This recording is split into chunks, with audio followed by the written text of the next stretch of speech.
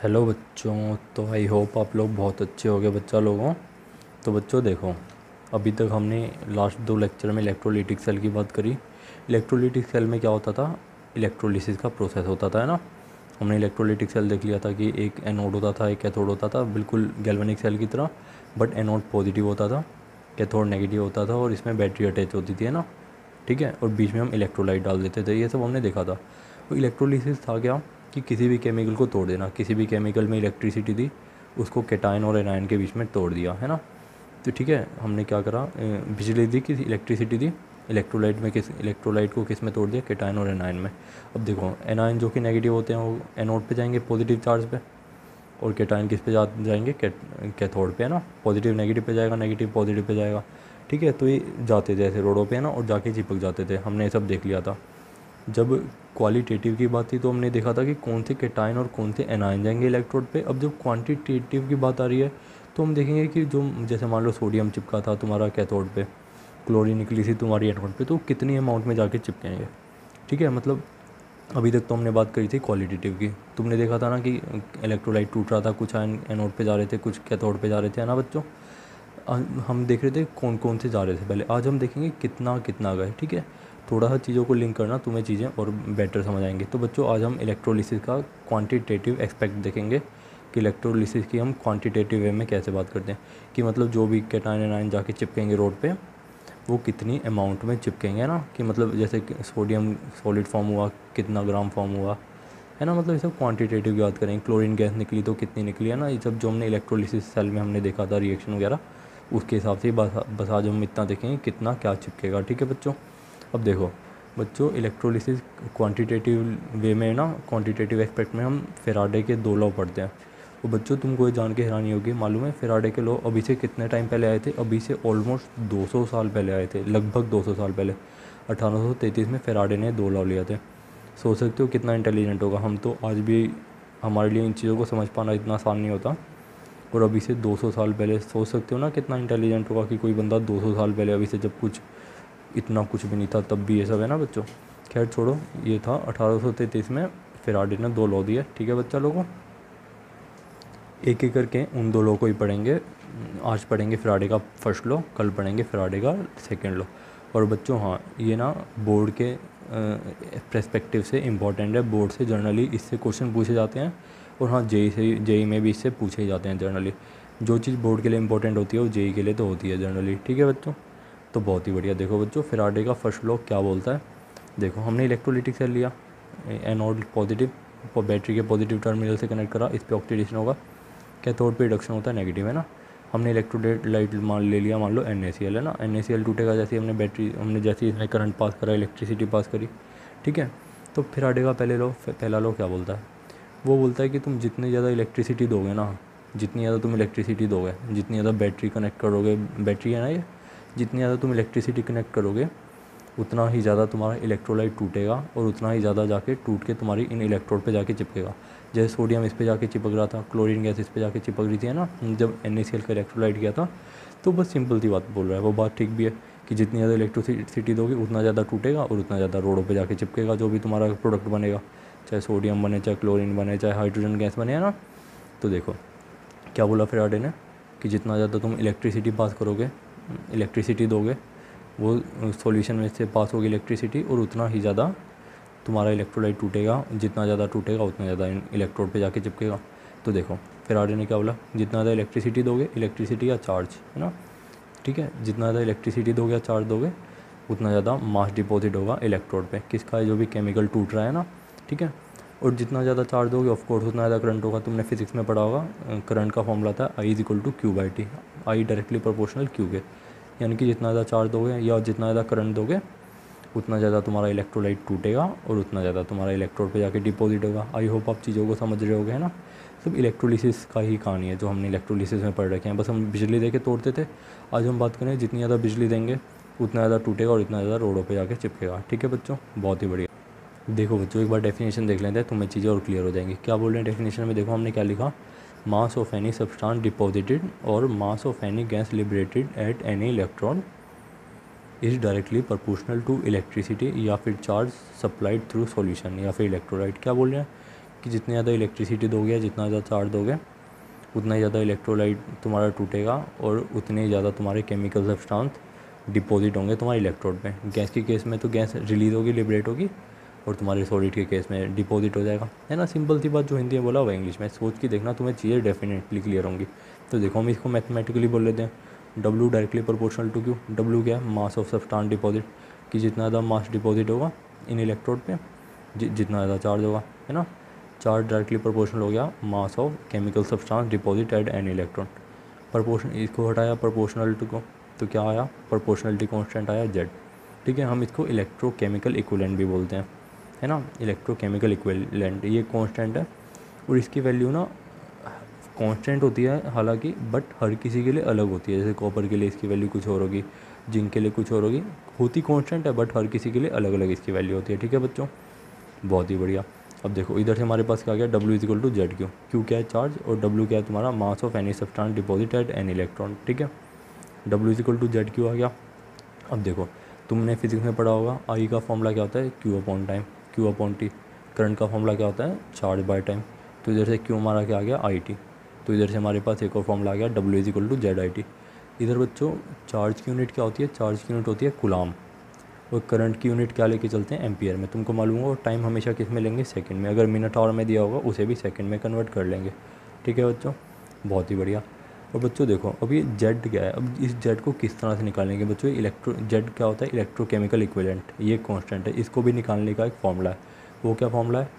Equivalent weight of substance divided by 96500। 96500 1 farad पढ़ा है ना हमने, या बोल लो 1 डिवाइडेड बाय 1 फैराड या डिवाइडेड बाय 96500। जेड का फॉर्मूला क्या है? Equivalent weight of substance divided by 96500। ठीक है, ठीक है। इक्विवेलेंट वेट ऑफ सब्सटेंस, कौन से सब्सटेंस का? जो तुम्हारे इलेक्ट्रोड पे जाके डिपॉजिट होगा उसका इक्विवेलेंट वेट। ठीक है, इक्विवेलेंट वेट कैसे निकालते थे? तुम्हें सॉल्यूशन में याद होगा, एटॉमिक मास को डिवाइड कर देते थे तुम्हारे जितने H प्लस हो या जितने OH नेगेटिव है ना, याद होगा तुम्हें। बट इस केस में इलेक्ट्रोकेमिस्ट्री में हम इक्विवेलेंट वेट कैसे निकालते हैं? एटॉमिक मास पुट करो, जो भी तुम्हारा डिपॉजिट हो रहा है, डिवाइड कर दो जितने भी इलेक्ट्रॉन तुम्हारी रिएक्शन में चल रहे हैं। बच्चों क्वेश्चन करेंगे तुम्हें बहुत ईजिली चीज़ें समझ आएंगी। अभी एक बार क्वेश्चन देखना, तुम्हें कितनी ईजिली समझ आएगा। ठीक है, तो इधर से हमारे पास फॉर्मूला आ गया, W is equal to Z IT। Current को एम्पियर में रखेंगे, टाइम को सेकंड में रखेंगे। जेड को किस तरह से निकालेंगे? Equivalent weight of substance divided by 96500, है ना। और इक्विवेलेंट वेट कैसे निकालते हैं? एटॉमिक मास को डिवाइड करो, किसी भी एटम का जो भी एटॉमिक मास है उसको डिवाइड करो number of electron in reaction. ठीक है बच्चों। और हाँ, अगर मान लो तुमसे कोई पूछ ले इलेक्ट्रोकेमिकल इक्विवेलेंट को डिफाइन करो, ये मैंने तो डिफाइन किया हुआ है, तुम्हें हालांकि दिख नहीं रहा होगा, मैं एक बार वर्ड में बोल देता हूँ। देखो इलेक्ट्रोकेमिकल इक्विवेलेंट क्या होगा? इलेक्ट्रोकेमिकल क्या होगा? Electrochemical equivalent is equal to amount of substance deposit at electrode when 1 coulomb charge is pass through it. Electrochemical equivalent क्या है? जेड क्या है? Z is equal to mass of substance deposit at an electron when 1 coulomb charge is pass through it. Electrochemical equivalent क्या है? तुम्हारा कुछ भी नहीं है, बस मास ऑफ सब्सटेंस डिपॉजिट है जब तुम्हारा चार्ज 1 कूलम पास हो। यानी कि सिंपल सी बात, जब तुम्हारा चार्ज 1 कूलम पास होगा तो तुम्हारा इलेक्ट्रोकेमिकल इक्विवेलेंट किसके इक्वल हो जाएगा? W के। W क्या है? तुम्हारा mass of substance deposit at an electron. Definition जो मैंने लिखी है वो मैं वर्ड्स में पढ़ देता हूँ। Electrochemical equivalent is equal to amount of substance deposit at electrode when 1 coulomb charge is passed, है ना।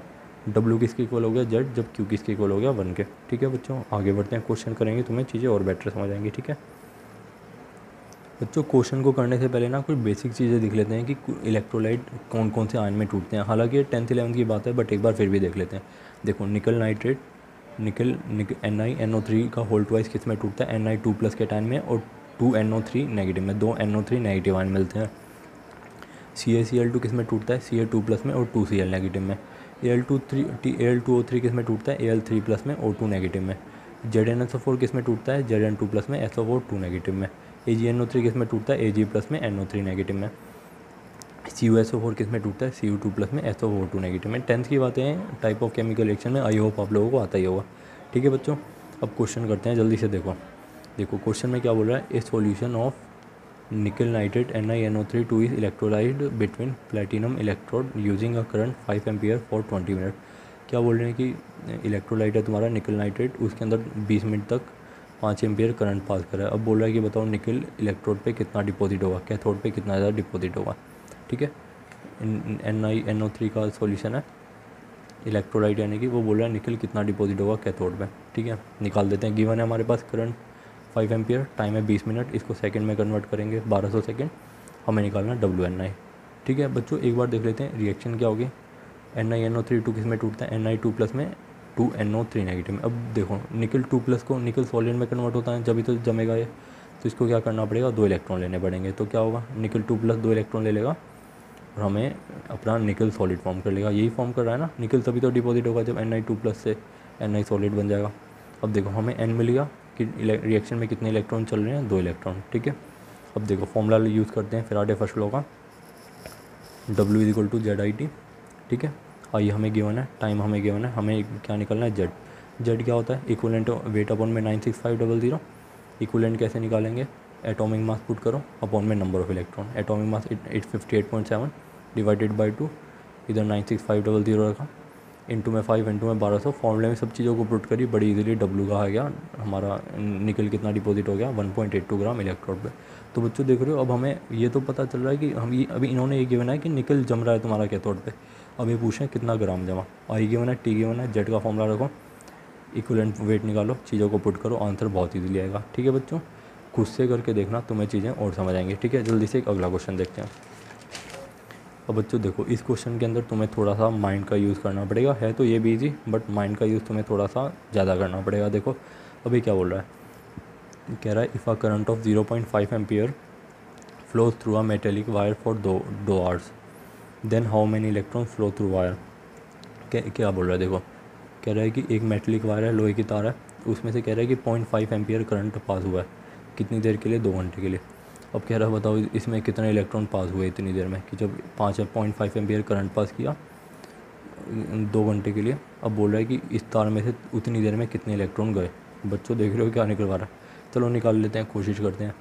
देखो हमें आई गिवन है, टाइम गिवन है, टाइम आई एम्पियर में बहुत बढ़िया, टाइम आवर में इसको सेकंड में कन्वर्ट करो 7200 सेकंड। अब देखो बच्चों ये पूछा है कि इलेक्ट्रॉन निकालो, तो इलेक्ट्रॉन हमें मालूम है कि 1 मोल इलेक्ट्रॉन पे कितना चार्ज होता है, charge on 1 mole electron, charge on 1 mole electron होता है 96,500, 1 फैराडे भी जिसे बोलते हैं ना। देखो इधर से अगर हम चार्ज निकाल लें तो क्या पता कुछ बात बन जाए। चलो पहले एक बार चार्ज निकाल लेते हैं। चार्ज का फॉर्मूला हमें मालूम है क्या होता है, Q = IT। क्यू हमारे पास आ गया 3600 कूलम। अब बच्चों देखो 1 मोल इलेक्ट्रॉन पे चार्ज कितना होता है, 9600 कूलम, बहुत बढ़िया। अब बच्चों यही यूँ बोल सकते हैं, जब 96,500 कूलम होगा उसके अंदर कितने इलेक्ट्रॉन हमारे आएंगे, 96,500 कूलम में कितने इलेक्ट्रॉन होंगे, 1 मोल इलेक्ट्रॉन।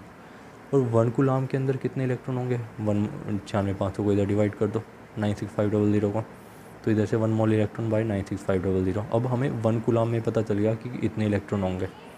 अब हमसे हमें चार्ज गिवन है, हमें चार्ज गिवन है 3600 कूलम, तो हम देख लेते हैं 3600 कूलम में कितने इलेक्ट्रॉन होंगे। 3600 कूलम को मल्टीप्लाई कर दो, तुम्हारे पास क्या आ जाएगा, 1 मोल इलेक्ट्रॉन इंटू में 3600 डिवाइडेड बाई 96500। तो इधर से हमारे पास आ गया कि 3600 कूलम में कितने इलेक्ट्रॉन है, 0.037 मोल इलेक्ट्रॉन। ठीक है बच्चों, बहुत बढ़िया। अब देखो 0.037 मोल इलेक्ट्रॉन हमें आया। हमें मालूम है 1 मोल के अंदर कितने इलेक्ट्रॉन होते हैं, 6.022 इंटू में 10⁻23। बस इसको मल्टीप्लाई कर दो, 1 मोल इलेक्ट्रॉन थे, हमें इतना पता है ना, हमें इसके अंदर टोटल इलेक्ट्रॉन निकालना है। 1 मोल के अंदर इतने इलेक्ट्रॉन होते हैं, इतने मोल के अंदर कितने इलेक्ट्रॉन होंगे, इससे मल्टीप्लाई कर दो, आंसर आ जाएगा। देखो इसको हमने कैसे करा, मान लो कि 10 स्टूडेंट है, 10 स्टूडेंट के पास 20 पेन है, एक स्टूडेंट के पास कितने पेन हो गए, 10 को इधर डिवाइड कर दो तो हमें पता चल जाएगा कि एक स्टूडेंट के पास 2 पेन है, 20/10 2 पेन। ठीक है, अब हमें पता चल गया एक स्टूडेंट पे हैं 2 पेन। अब हमसे पूछ ले कि 5 स्टूडेंट पे कितने पेन होंगे, इसको 5 से मल्टीप्लाई कर दो, हमें मिल जाएगा 10 पेन। देखो इसी तरह से हमें मालूम था कि 96500 कूलम पे हमें चार्ज निकाल लिया, हमें मालूम था 96500 कूलम पे होते हैं 1 मोल इलेक्ट्रॉन, है ना। ये मतलब जब 96500 चार्ज होगा, है ना, मतलब 1 मोल इलेक्ट्रॉन पे कितना चार्ज होता है, 96,500 कूलम। ठीक है, अब हमसे पूछ ले कि जब 1 कूलम इलेक्ट्रॉन 1 कूलम चार्ज होगा तो उस पर कितने इलेक्ट्रॉन होंगे, इसको इधर से डिवाइड कर दो, बहुत बढ़िया। अब हमें चार्ज हमें क्वेश्चन में गिवन है 3600 हमने निकाल रखा, इससे मल्टीप्लाई करो, हमें पता चल जाएगा कि जब 3600 कूलम होगा तो हमारे कितने मोल इलेक्ट्रॉन होंगे, इतने होंगे, हमें इतने मोल इलेक्ट्रॉन मिल गए। अब बस मल्टीप्लाई कर दो 6.022 इंटू में 10⁻23 से, क्योंकि एक मोल इलेक्ट्रॉन में इतने होते हैं। बच्चों वीडियो को पॉज करके एक बार सोच के देखना, डेफिनेटली तुम्हें आएगा। जल्दी से लास्ट क्वेश्चन देखते हैं आज के लिए। बच्चों जब तक खुद से नहीं सोचोगे तो चीज़ें देखो नहीं समझ आएंगी, थोड़ी थोड़ी डिफ़िकल्ट भी होगी, बट हाँ प्रैक्टिस के साथ तुम सीख जाओगे। अगर डाउट हो तो पूछ लेना, ईजी हैं चीज़ें। फर्स्ट टाइम में तुम्हें मे भी हार्ड लगे, सेकंड टाइम में और ईजी लगेंगे, थर्ड टाइम में और ईजी लगेंगे बच्चों। जल्दी से एक लास्ट क्वेश्चन और देख लेते हैं। अब बच्चों देखो, इस क्वेश्चन में पूछा है कि इन सब रिएक्शन के लिए कितना चार्ज टोटल रिक्वायर्ड होगा, कितना चार्ज रिक्वायर्ड होगा। हमें मालूम है कि जब एक मोल इलेक्ट्रॉन होते हैं, एक मोल इलेक्ट्रॉन पे कितना चार्ज होता है, 96500 कूलम। ठीक है, हमें मालूम है एक मोल इलेक्ट्रॉन पे इतना चार्ज होता है। अब बस हमें क्या पता करना है कि इसके अंदर कितने मोल इलेक्ट्रॉन यूज़ हो रहे हैं, उतना ही चार्ज यूज़ होगा। क्वेश्चन देखो तुम्हें समझ आएगा। अब देखो क्या बोल रहा है ये पहले क्वेश्चन में कि मतलब 1 mole of Al3+ to Al, जब इसको Al3+ को Al में कन्वर्ट करेंगे तो कितना चार्ज यूज़ होगा। अब बच्चों देखो, जब मतलब कुछ भी ना, मतलब इसका कोफिशिएंट 1 होगा, कुछ भी नहीं है, इसका ही 1 होगा, यानी कि 1 मोल Al3+ को 1 मोल Al सॉलिड में कन्वर्ट करना है। ठीक है, अब देखो Al3+ को Al सॉलिड में कन्वर्ट करना है तो इसे कितने इलेक्ट्रॉन देने पड़ेंगे, 3 इलेक्ट्रॉन। 3 इलेक्ट्रॉन का भूखा है ना ये, तो 3 इलेक्ट्रॉन दे दोगे तो Al सॉलिड में कन्वर्ट हो जाएगा, हो जाएगा। बहुत बढ़िया। अब देखो हमें पता है कि इसको 1 मोल Al3+ को 1 मोल Al सॉलिड बनाने के लिए कितने मोल इलेक्ट्रॉन चाहिए, 3 मोल इलेक्ट्रॉन। 3 मोल इलेक्ट्रॉन चाहिए ना, ये कोफिशिएंट का रिप्रेजेंट करता है मोल को। 1 मोल Al3+ को 1 मोल Al सॉलिड बनाने के लिए हमें 3 मोल इलेक्ट्रॉन चाहिए। अब देखो हमें मालूम है 1 मोल इलेक्ट्रॉन पे चार्ज कितना होता है, 96500 या 1 फेराड। 3 मोल इलेक्ट्रॉन पे कितना चार्ज होगा, 96500 इंटू में 3, तो ये हमारा चार्ज हो गया। इस रिएक्शन में कितना चार्ज यूज़ होगा, 289500। सिंपल है ना। अगला देखते हैं जल्दी से। अब देखो ये बोला है 1 मोल Cu2+ को Cu सॉलिड बनाओ। Cu2+ को Cu सॉलिड बनाना है। Cu2+ को Cu सॉलिड बनाने के लिए ये 2 इलेक्ट्रॉन का भूखा है, इसे कितने इलेक्ट्रॉन देने पड़ेंगे, 2 इलेक्ट्रॉन। 1 मोल Cu2+ से 1 मोल Cu सॉलिड कन्वर्ट करना है। टोटल इलेक्ट्रॉन कितने रिक्वायर्ड हो रहे हैं, 2 मोल इलेक्ट्रॉन। 1 मोल इलेक्ट्रॉन पे चार्ज कितना होता है, 96500। 2 मोल इलेक्ट्रॉन पे चार्ज कितना होगा, 2 इंटू में 96500 करो, आंसर आ गया। सिंपल सी बात। अब बच्चों देखो लास्ट क्वेश्चन है, इसके अंदर थोड़ा सा तुम्हें माइंड लगाना पड़ेगा।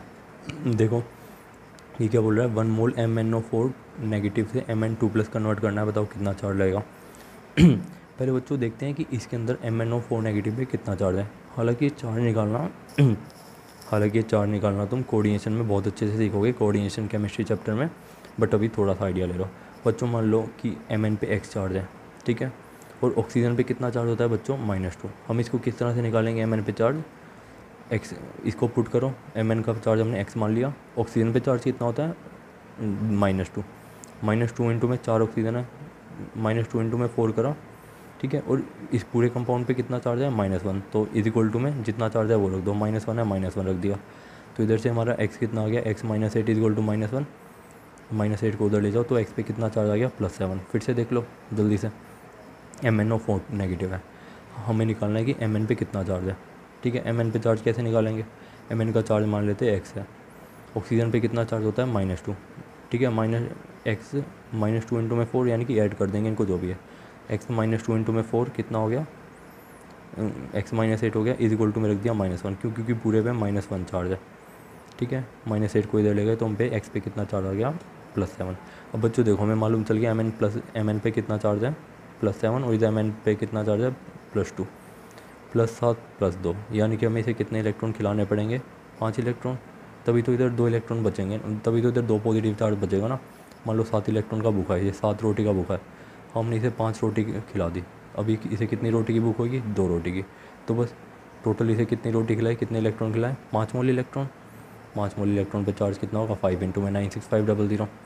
1 मोल Mn+7 को 1 मोल Mn2+ के लिए कितने इलेक्ट्रॉन का रिक्वायर्ड है, 5 मोल इलेक्ट्रॉन। 1 मोल इलेक्ट्रॉन पे चार्ज इतना, 5 मोल पे इतना। ठीक है बच्चों, बस चार्ज निकालने का खेल है, इसके अंदर तुम्हें Mn चार्ज निकालना होगा, कितना होगा बस। ठीक है, इसका फॉर्मूला क्या होता है, जो भी जिस पे चार्ज निकालना है उसे X पुट करो, प्लस में बाकी एटम पे जितना चार्ज है वो पुट करो, और जो भी हमें चार्ज गिवन है पूरे कंपाउंड पे उसे इधर पुट कर दो, यानी कि सामने है ना, राइट हैंड साइड में। तो इस तरह से बच्चों कोऑर्डिनेशन में तुम्हें चीज़ें और अच्छे से क्लियर आएंगी। और बच्चों हाँ, जो मैं तुम्हें अभी क्वेश्चन प्रैक्टिस करने के लिए दे रहा हूँ, मस्ट ट्राई कर लेना, तभी तुम्हें चीज़ें समझ आएंगी। जब तक बच्चों तुम खुद से चीज़ें प्रैक्टिस नहीं करोगे, डाउट नहीं पूछोगे, चीज़ें नहीं आएंगी। ठीक है, तो must practice and must task. ठीक है बच्चों, जो मैं क्वेश्चन दे रहा हूँ कर लेना please. Thank you so much.